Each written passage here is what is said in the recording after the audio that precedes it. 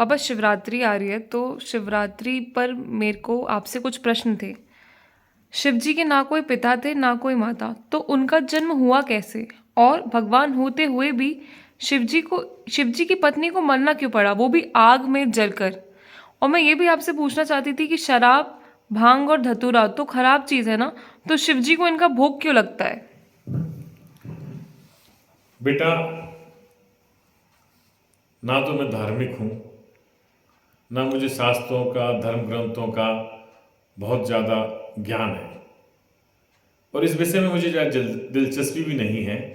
फिर ऐसे धार्मिक क्वेश्चन मुझसे क्यों? पापा, प्रत्येक बच्चों के हीरो उनके पापा ही होते हैं। आप जो कहेंगे वही हमारे लिए सत्य है। हमें कहीं और जैसे गूगल से पता पड़े भी कि जो आपने बोला था वह सही नहीं है, तो हम यही मानेंगे कि जो आपने बोला है वही सही है। बेटा, ये बिल्कुल सही है कि प्रत्येक बच्चों के हीरो नायक उसके पिताजी होते हैं, माँ बाप होते हैं। फिर भी क्वेश्चन इतना बड़ा और गहरा है कि हो सकता है कि मेरा आंसर गलत हो। इसलिए कल गूगल या कोई और चीज़ आपको बताए कि आपके पिताजी ने गलत जवाब दिया था, तो आप वहीं उसी को सच मान लें। हम आज ही इसकी पुष्टि करते हैं कि हम शायद गलत हों या गलत थे। अब आपने पूछा कि भगवान शिव की पत्नी क्यों मरी। भगवान शिव, क्या क्वेश्चन था? आप फिर से पुनः पूछिएगा। शिव जी के ना कोई पिता थे ना कोई माता, तो उनका जन्म हुआ कैसे? राइट। सनातन धर्म को बनाने के लिए तीन मूर्ति, त्रिमूर्ति त्रिदेव थे, ब्रह्मा विष्णु महेश। ये अखंड है, इनका ना कोई पिता है ना कोई माता है, ना किसी ने बनाया है ना किसी ने इनका निर्माण किया है। तीनों ब्रह्मा जी का कार्य है सृष्टि का निर्माण करना, सृष्टि का सृजन करना, सृष्टि को बनाना। विष्णु जी का कार्य है सृष्टि के पालन करता, सृष्टि का पालन करना, सृष्टि का संचालन करना। महेश शंकर जी का कार्य है सृष्टि का संहार करना। तीनों के कार्य बिल्कुल बटे हुए हैं, एक का कार्य निर्माण, एक का पालन, एक का संहार। ये हमारे सनातन धर्म के तीन देवता हैं, जहाँ से प्रत्येक हमारे देवी देवता, कथा, धर्म, ग्रंथ, आचरण, संप्रदाय सब निकले हुए हैं। ये तीनों अखंड हैं, इनका कोई माता नहीं, इनका कोई पिता नहीं। इन्हीं तीनों से पूरी सृष्टि का निर्माण हुआ है, इन्हीं तीनों से प्रत्येक धर्म का निर्माण हुआ है, इन्हीं तीनों की सनातन धर्म की ये तीनों ही जड़ें हैं। जैसे अगर मैं आपकी भाषा में बोलूं, इलेक्ट्रॉन, न्यूट्रॉन और प्रोटॉन, कोई पदार्थ को बनाने में इन तीनों का बराबर का योगदान होता है। एटम को बनाने में न्यूट्रॉन, प्रोटॉन, इलेक्ट्रॉन, एक दो अंदर रहते हैं, एक चारों तरफ घूमता रहता है। उस पदार्थ को, उस कण को बनाने में जिस तरह इलेक्ट्रॉन, न्यूट्रॉन, प्रोटॉन का कार्य है, उसी तरह ब्रह्मा विष्णु महेश का कार्य है। ये ना स्वयं हुए, ना इनका कोई पिता ना माता, ये बिल्कुल सृष्टि का स्टार्ट करने जनक हैं। अब आपने कहा भगवान शंकर जी के पिता, कोई तीनों पिता नहीं थे। दूसरा क्वेश्चन क्या था? इनकी माता जी को, इनकी पत्नी को मरना क्यों पड़ा, मरना क्यों वो पड़ा। भी आग में जलकर? इसके बाद शराब, भांग और धतूरा तो खराब चीज है ना, तो शिव जी को इनके भोग क्यों लगता है? सृष्टि से एक बहुत बड़ी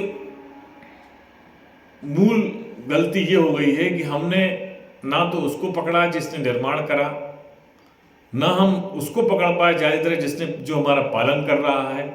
हमने सीधा पकड़ा उसको जो हमारा संहार कर रहा है, जो मृत्यु का देवता है। इस पूरे भारत में, पूरी सृष्टि में अगर सबसे ज्यादा मंदिर हैं तो भगवान शंकर के हैं, भगवान भोलेनाथ के हैं। क्यों?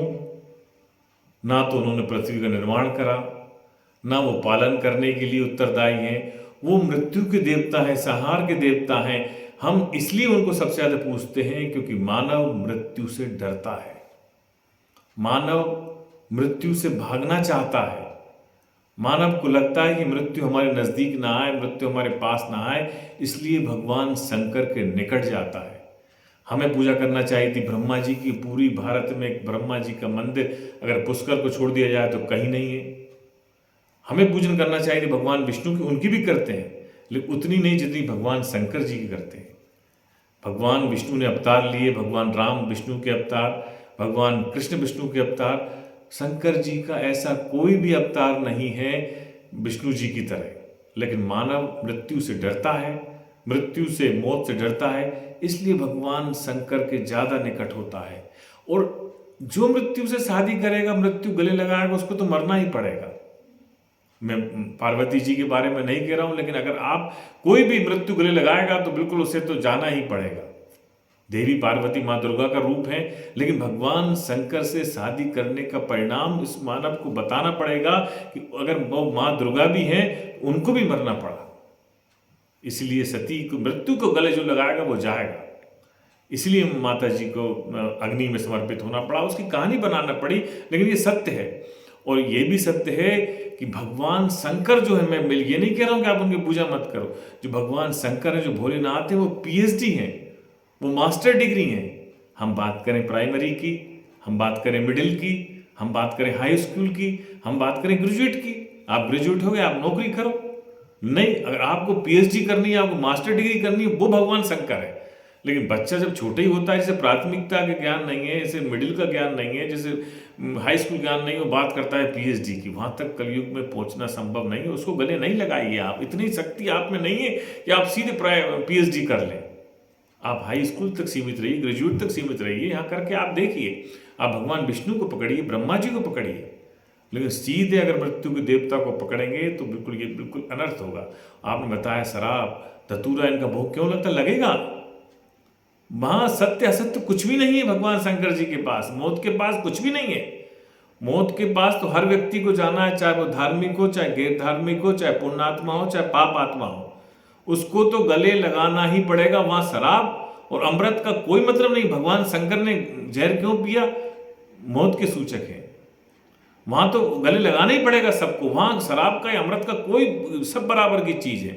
यहाँ मृत्यु खड़ी है, उसके लिए कोई भी गलत नहीं है। शराब भी चढ़ेगी, अमृत भी चढ़ेगा, जहर भी चढ़ेगा, सांप भी गले में लौटेंगे, ये सब मृत्यु के आसपास घूमने वाले हैं। वहां कोई दोष वो नहीं हो सकता कि हम पैमाना बना लें कि ये अच्छा ये बुरा है।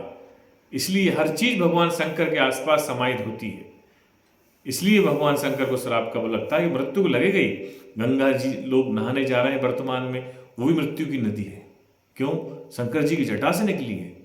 इकलौती नदी ऐसी दुनिया में है जहां सब डेड बॉडी डालने पर उसके प्रत्येक चीज, प्रत्येक हड्डियां घुल मिल जाती हैं। किसी और नदी में कहीं आप डालेंगे, नदी सड़ जाएगी। लेकिन मात्र गंगा ऐसी नदी है कि आप पूरी बॉडी बहा देंगे, कुछ दिनों बाद, कुछ महीने पश्चात पूरी आपकी एक एक हड्डी गल जाएगी, क्योंकि वो भी भगवान शंकर की जटा से निकला, मृत्यु की देवी है वो भी। इसलिए भगवान शंकर मृत्यु के देवता हैं।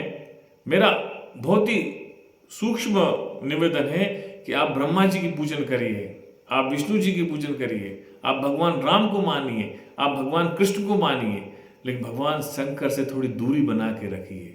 जब तक आप में वैराग्य उत्पन्न ना हो जाए, आप जब तक पीएचडी करने लायक ना हो जाए, आप जब तक मास्टर डिग्री करने लायक ना हो जाए, इसलिए शंकर जी को हमेशा थोड़ी दूरी से ही प्रणाम करिए।